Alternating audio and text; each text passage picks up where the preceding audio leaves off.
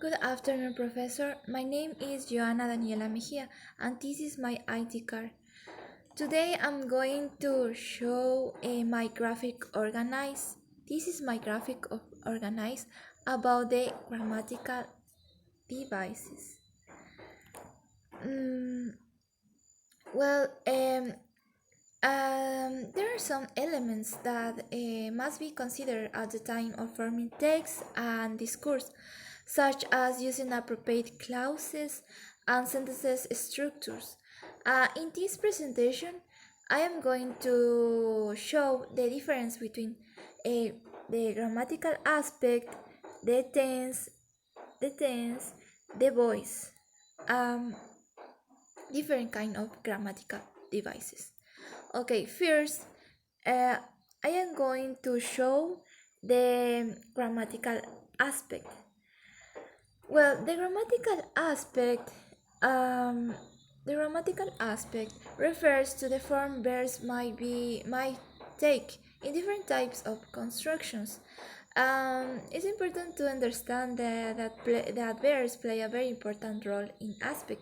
That is why we need to understand about the difference between stative no action and dynamic action verbs. Um, the simple okay the subdivisions of the grammatical aspect are three: the progressive, and the perfect. Well, the simple, it consists of the verb stem considering the person used as subject. It could be singular or plural. Therefore, it determines if the verb should be infected by using the s or es. It depends if the verb is in the third person or the first person or something like that, or the present or in the present, or the past of if the verb is in the past. Many regular verbs and with ed or different irregular verbs. For example, there are two kind of examples as you can see in this picture. Carlos cooks very well. As you can see, this the simple aspect of the present, and the verb ends with s because it's in the sentence is in the third person. Um, um, the second one is Carlos cooked very well, and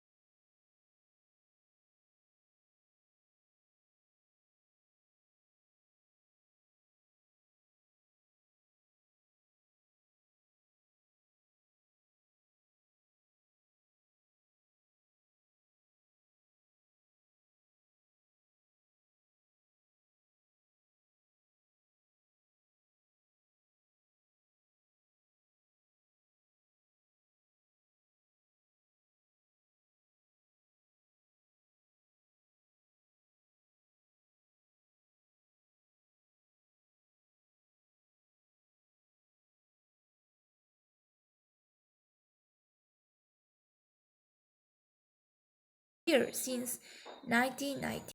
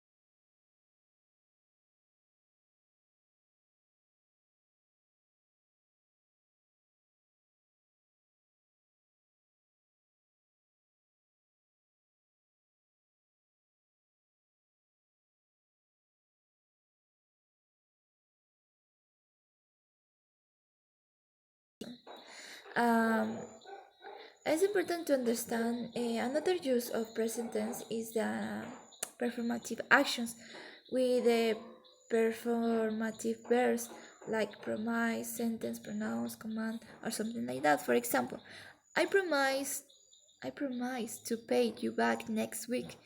Um, this is more common the performative use. Okay, the another subdivision is the past. Is used for events or actions that have already been concluded at a specific time in the past. That actions that conclude in the past. For example, I ate a delicious pizza for lunch yesterday. As you can see, the verb is we have used we have an irregular verb in this sentence that is ate. That is ate it. Um, um, the second one is they walk in park last evening.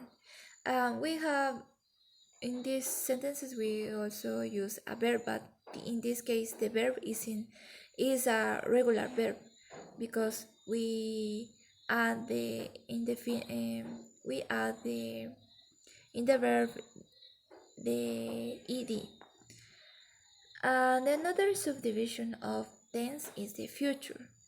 Um, there are constructions with the auxiliary will or going to. This is used for events that have not taken place yet. For example, Carlos will be a good English teacher. And we are talking about the future in these sentences. Rosa is going to buy a new car this year. Or another example is she is going to study business this year because she is not studying business yet, but she are going to she is going to study business this year. This is the future. Okay, the another important grammatical device is the voice. Voice we have different types like active voice, passive voice, and middle voice. Okay, the active voice, the voice it refers to the different constructions available for taking an event or state presenting it from different perspectives, like as I'm going to say the active. The active focuses on the person acted who does an action. In active voice, the subject performs the action. For example, when the subject performs the action, the chef prepared a delicious meal.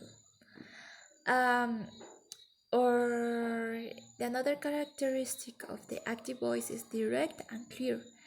The company, for example, the company launched a new product, or it's important they understand the active voice is concise and clear. The teacher explained the concept to the students. The another type of voice is the passive voice. In this aspect, um, in passive constructions, refer or give emphasis to the noun phrases who receive or are affected by action. Um, for example, subject received an action. For example, a delicious meal was prepared by the chef.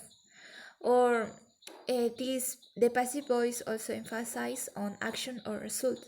The concept was explained to the students by the teacher.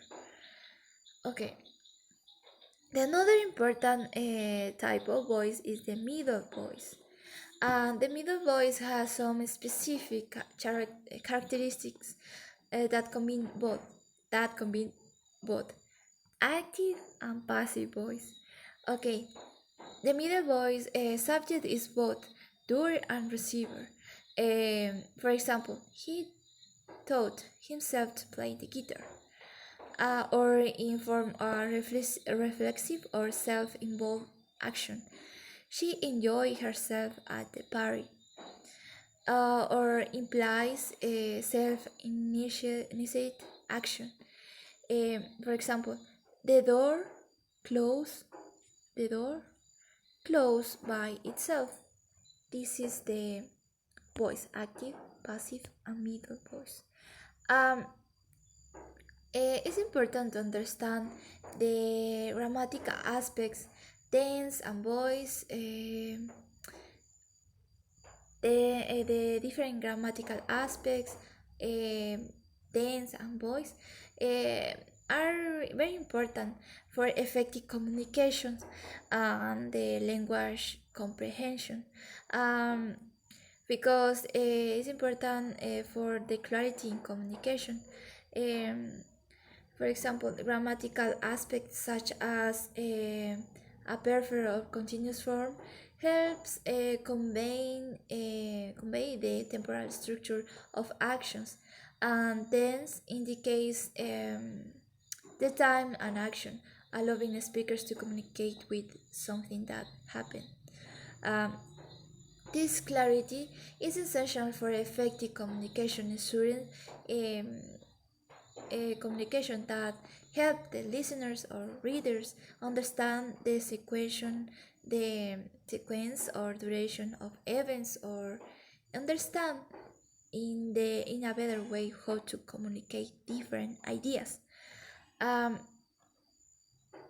um, it's important to understand these grammatical devices.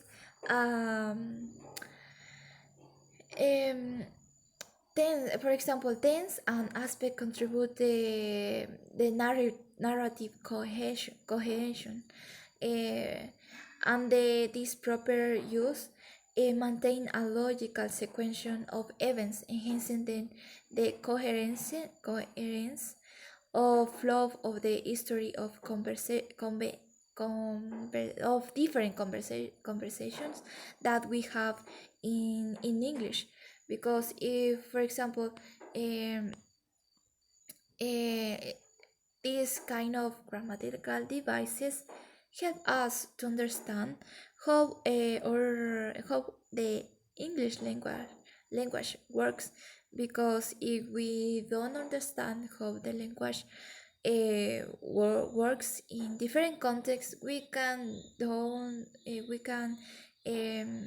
don't share our ideas in a proper way. Um, and this was my presentation of this graphic